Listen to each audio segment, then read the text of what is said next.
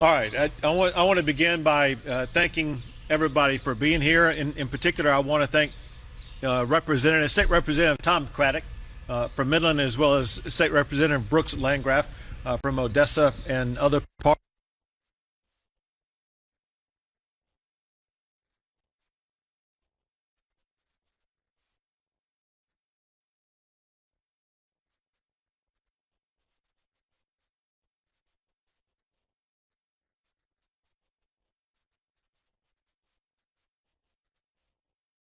So thank you very much. And also, I want to thank our host here today at CUD Energy Services. We have Clint Walker, as well as Danny Posada here, and some others. But thank you guys for sitting up here with me, as well as Travis Stice, the CEO of Diamondback Energy. And they, as well as every person around this table, provided me input about challenges they face and needs they have from the state of Texas as we move forward into this legislative session, our efforts to make Texas a more prosperous state. And part of being a prosperous state begins with protecting the most important sector we have in the state of Texas, and that is our energy sector. Let me recount for you a comment made by Jesus Macias earlier. He said that one thing that he and his peers want, the blue-collar workers who are working on the front lines every single day in the energy sector, they need to know that they're going to continue to have a job. And they pointed out that it's a mistake, it's wrong for a president or anybody else to act like, well, their job can be ended today and they just can be retrained to do some other job. That's just not how real life works. And it's certainly not how it works for them to be able to pay their bills and take care of their families and buy the food they need, etc. And so we're not here in the state of Texas to say that people need to change jobs. We're here for a singular purpose today. I'm in Midland to make clear that Texas is going to protect the oil and gas industry from any type of hostile attack launched from Washington, D.C. President Biden's embrace of the Green New Deal is a job killer in Texas. It also takes a wrecking ball to the energy independence that Texas has been able to provide to the United States of America. And Texas is not going to stand idly by and watch the Biden administration kill jobs in Midland, in Odessa, or any other place across the entire region. Now, the way we're going to respond to this is multifold. One thing that we are going to be doing is exactly what I did when I was the Attorney General of Texas and Barack Obama was the President of the United States, when President Obama was lodging challenge after challenge after challenge to the energy sector. When I was the Attorney General, I called 31 lawsuits against the Obama administration, most of which were against actions taken by the Obama administration EPA. Texas will continue with that litigation strategy to fight back against any efforts by the Biden administration that threaten either the energy sector in general or jobs in the energy sector in particular in the state of Texas. And we will continue with that, but I have something today that is going to aid that process. I have with me an executive order that I'm about to sign that will direct every state agency to use all lawful powers and tools to challenge any federal action that threatens the strength, the vitality, or the independence of the energy industry in Texas. I'll show it to you, and then I'm going to read a couple of paragraphs from it and then sign it here today. Here's the executive order. And a couple of paragraphs says this: whereas the energy industry is vital to economic growth in the state of Texas, fueling prosperity for all Texans by creating jobs and expanding trade. Whereas hundreds of thousands of Texans are employed in the energy industry. Whereas billions of dollars in taxes and royalties flow to the state of Texas every year thanks to the hard work and innovation of the energy industry, helping to pay for schools, roads, and other services. And whereas continued success of Texas' energy industry will aid our smooth recovery from COVID-19, both here and across the country, because Texas is the economic engine of America and source of its energy security. And whereas regulatory overreach in the energy sector can damage the stability of the Texas economy and the livelihoods of countless Texans, and whereas on his very first day in office, President Biden signaled extreme hostility toward the energy industry and to Texas by rejoining the Paris Agreement, signing Executive Order 13990. And whereas more and greater thanks to the Texas energy sector imminent as President Biden embraces Green New Deal policies. I therefore, by the authority invested in me as governor in the Constitution and laws of the state of Texas, direct every state agency to use all lawful powers and tools to challenge any federal action that threatens the continued strength, vitality, and independence of the energy industry. Each state agency should work to identify potential litigation, notice and comment opportunities, and any other means of preventing federal overreach within the law. And when they do that, that will arm Texas to be prepared to fight back.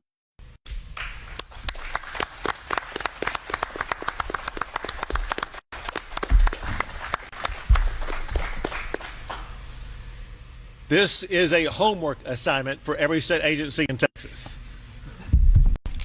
But listen, that's just one approach. Let me mention something else that I was prepared for before I got here. During the course of our roundtable discussion, this very issue was raised as one of the issues that they are urging the state of Texas to address. Because the issue is this: it's not just the federal government that is threatening the energy sector. Local governments around the country, and maybe even some here in Texas, are acting to derail the oil and gas industry and raise energy costs for families. One notable example is that in cities like San Francisco, they are banning natural gas in new buildings. That includes things like stoves, ovens, furnaces, water heaters, etc. In Texas, we will not let cities use political correctness to dictate what energy source you use. So I am supporting legislation that prohibits cities and counties from banning natural gas appliances.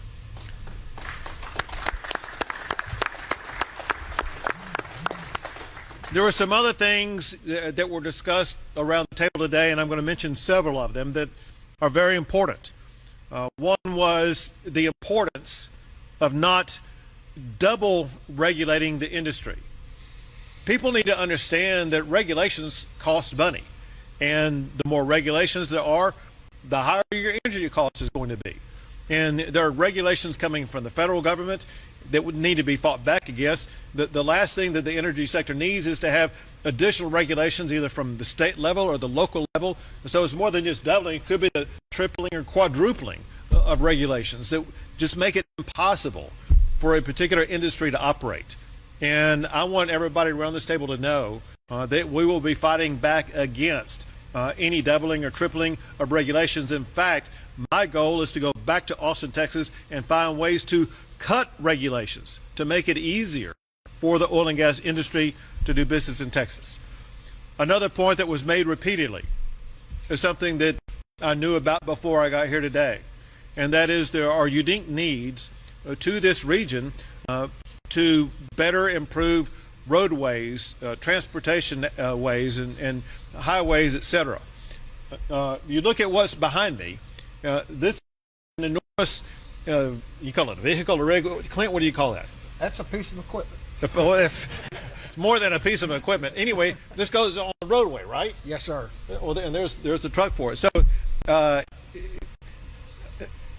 this takes a high quality level of road to make sure it's going to be able to navigate the roadway to get to where it needs to be. And the Texas Department of Transportation is working in the Midland, Odessa areas to make sure that they're going to have the transportation infrastructure they need, not only to help big rigs like this get to where they need to be, but to help moms and dads and families be able to traverse the area in very safe ways. Also, we talked about something that's hugely important for the future of the state of Texas in general, but applying it to this region, UT Permian Basin has job skilled training programs that are important for the energy sector. Some may be important to other sectors, but I want to underscore the importance that the state of Texas puts into these job training programs, knowing how prolifically they can change and alter and improve the lives of the people who get that training, but also how essential that training is for the employers that want to hire those employees. Another thing that was mentioned were some current concerns that were raised about neighboring states at the state level beginning to come up with legislative proposals that could impose Green New Deal type policies in those states, and wanting to make sure that would not happen in Texas. And I made clear to them, I'll tell you what I told them. I said, if anybody passes a Green New Deal type policy in Texas, it will be met with a governor's veto and not become law in our state. And then the last thing is, and I didn't mention this to you guys earlier, but this is something that I've already announced, but I just want to make sure that the business operators around here know about my commitment to these policies. Over the course of the past year, businesses like these have been open during the pandemic, and they've been providing good paying jobs and providing energy for the entire state of Texas. The point is this: I want to see, I'm talking to our legislators now, I want to see a bill get to my desk as quickly as possible, providing civil liability protection for any business in the state of Texas that opens safely, that operated safely, to make sure that they will not be in the crosshairs of lawsuits that could put them out of business. Another thing that we learned over the course of the pandemic, and that is the vital role that broadband plays in our lives. We've seen it prolifically in schools, and about schools early, and so much learning these days is taking place through Zoom classes. We've seen it in businesses. We've seen it in medicine through the use of telemedicine. Fortunately, not all areas of the state of Texas have the same access to broadband access, and we need to correct that this session. We want to make sure every zip code across the entire state of Texas has full, equal, and robust access to broadband access. And then the last thing is that over the course of the pandemic, there were some regulations that were cut in order to help businesses make ends meet. One example is we authorized alcohol to go to assist restaurants to be able to stay open and continue to operate. The thing is, we authorized the greater use of telemedicine so that patients would be able to see doctors in easier ways. Like those that were modified during the course of the pandemic, we need to consider making them permanent laws in the state of Texas in the upcoming session. And then I'll close it out with this before I pass it to Travis Stice, and that is just to update you real quick on some very encouraging news today concerning the pandemic. Today, we provided more vaccinations than any other day during the course of the pandemic. We provided 133,459 vaccinations in one day, and today we now went over the 2 million mark of vaccinations administered in the state of Texas. With that, I'm going to pass it to Travis. We're going to have a few other speakers, and then we will take some questions. Thank you, Governor, and thanks again for coming out here today, and thanks for your dynamic role in not only leading our state in the pandemic, but also being on the forefront of energy, which we know is so important. We talked about earlier what has gone on in the Permian Basin over the last several years is a generational gift to our country, to our state, and that is in the form of energy independence. And that energy independence means that we no longer have to rely on receiving imported barrels from countries that quite honestly don't like Americans. And there's not a barrel of oil that's produced in the state of Texas that a person doesn't touch.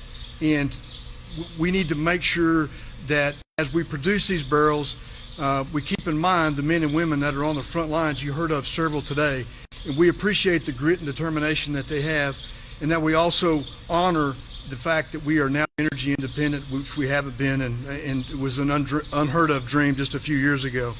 The pandemic here in the Permian Basin was catastrophic. I know it was around the world.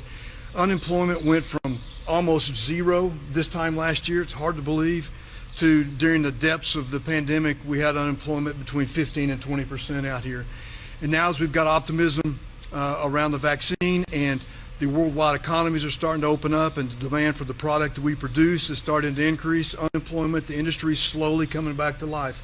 And I'm here to tell you, as represented not only the 800 employees at Diamondback, but I'm telling you that the men and women of this industry stand in the breach to be able to lead our country, our state, out of the economic crisis that was caused by the pandemic. So thank you again, Governor, for coming out here today. Thank you, Travis. And now we have Clint Walker with Cut Energy. Well, thank you, Governor. I can't do any better than what your executive order just described. I mean, that's great. I hope we get all those things done. Cut Energy Services is a service company that supplies hydraulic fracturing, coil tubing, snubbing, well control, a whole host of things that they need at the wellhead. And like I was telling the governor earlier, you know, when oil went to negative $37 a barrel, Travis is not going to be drilling wells, and when he's not drilling wells, that I can't make him do that. And so, unfortunately, we had to go through a lot of layoffs and furloughs and do things we had to do to survive, and we've done that. The hydraulic fracturing process is the majority cost of the well cycle now, and in order to do that, it takes people that are very specialized and highly trained and committed, and it also takes a specialized piece of equipment to do that. You see this piece of equipment behind me. This is just one of 20 that could be on the location, not to mention all the other ancillary equipments and, you know, the other services, whether it be water, tools, pump down, the wireline. It's a very complicated business, and it creates a lot of value, a lot of revenue for the state of Texas. Talk about this piece of equipment. It was assembled in Houston by Stewart and Stevenson. Talk about the radiator here. It was manufactured in Houston. You look at that pump. It was manufactured in Fort Worth, Texas. There is a lot of monetary creation right here in the state of Texas. But you go outside of that, that engine was manufactured in South Carolina. The transmission was manufactured in Indiana. We have different components that are manufactured in Ohio, Michigan, Wisconsin, all over the United States. My point to this is that not only do we have a big impact here in the Permian Basin and in the state of Texas, but in the United States of America. And I just appreciate you keeping our economies open so we can succeed and provide a safe and reliable energy for not only the state of Texas, but the United States of America. Thank you very much, Clint. And now Danny Posada also with Cut Energy. Thank you, Governor. I think my part is just pretty much explained for us low-level blue-collar workers that work every day in the front lines, is just pretty much to explain that, you know, we as a group, most of us travel from different places. How Clint was saying that we do have things being built other places. We have workers that travel, you know, 8 hours, 10 hours just to come to work, be away from their families. And pretty much on my personal level, it's the same thing. I'm gone from home three weeks at a time, where I have my wife who was working, is now at home taking care of my kids, going through school, homeschool. So, I mean, we do a big part for our families back home. And A lot of times, like I said, we miss our families. We are apart from them. And I thank Clint for obviously helping us out during this pandemic. Of course, we went through a lot of furloughs and cuts, but we still kept on working whatever we could to make our families, go through this pandemic and this hard time. Being with the company 7 years, I speak for most of the guys that I do work with and work under me, that they are all committed to continue to work for this company and for this industry. I think this industry is important not just to Texans, but to the United States. We make a big part, and we are here to stay. That's what pretty much I need to say. Well, Danny, thank you to you and to all the blue-collar workers here today. I'll repeat what I told you earlier, and that is, when it comes to threats to your jobs, I just want you to know you have a governor who has your back and will be fighting for your jobs every single day.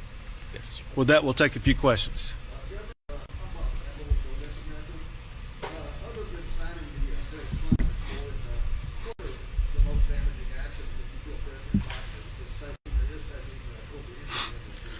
Well, he's already taken several different actions that are hostile to the energy industry, and there will be additional actions that he will take that will be uniquely challenging for the Texas energy industry.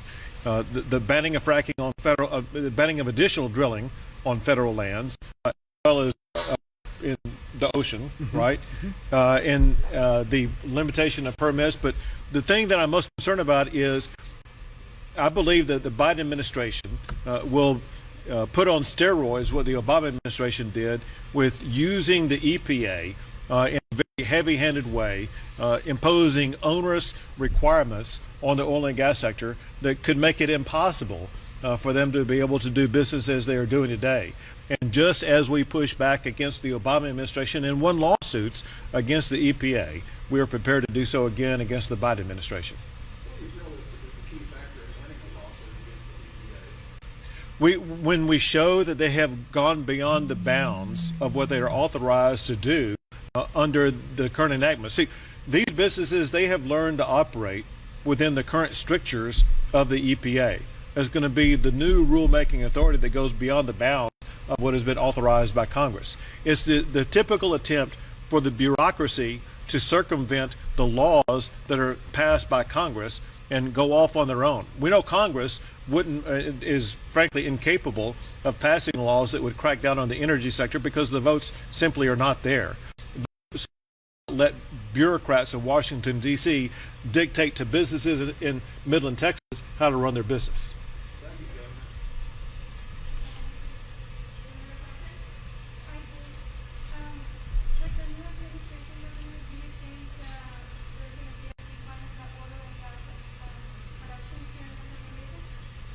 So the question is, do I think under the Biden administration will there be a reduction in the oil and gas production in Midland, Odessa, or in the state of Texas? And I believe the answer is no. I believe that the rules and regulations they will impose will seek to reduce the production of oil and gas. I believe that's one of their goals. But I believe they will fail in that goal because of the way that Texas will strongly push back against it. Now, Texas is positioned a little bit different than some other states. And Travis, tell me, is my understanding that in Texas there's either zero federal lands, and which is it zero? So, and it is either zero or close to zero federal lands where oil and gas production is done in Texas. Hence, Texas is not going to be impacted in that regard the way that New Mexico is going to be impacted, as well as some other states.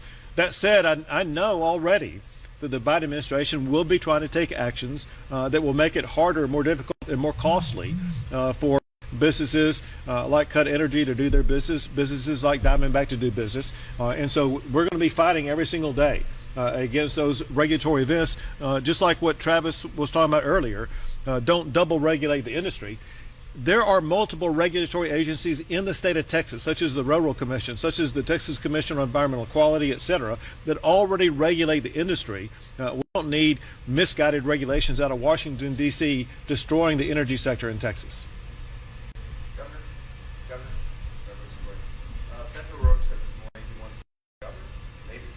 What do you think about that, about potentially running against Beto, and what would that mean for the oil and gas industry? So you're talking about a person who says they want to run for governor, who said, heck yes, he's going to come and take your guns. Heck yes, he's for open borders. Heck yes, he's for killing the energy sector and fossil fuels in the state of Texas. I don't think that's going to sell real well. I got some nodding right here with these blue collar workers. They don't like it.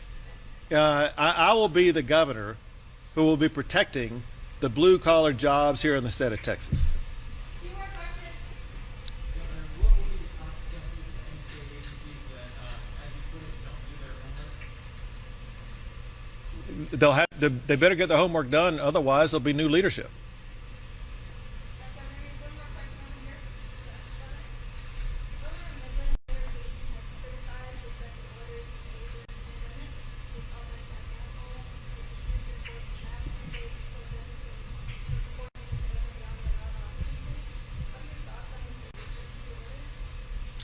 When I arrived today, the first thing that was said when I arrived, it was first by Travis, and then by Clint, and it was echoed by pretty much everybody around the room.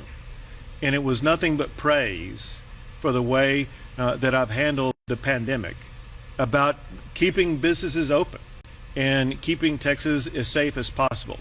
And it's the people in this room right here that I work for every day that has kept Texas an economic engine. This is very important. For 6 months in a row, Texas has added new jobs. The last month we added more than 64,000 new jobs. Our economy got impacted just very marginally over the past year. And so Texas has persevered.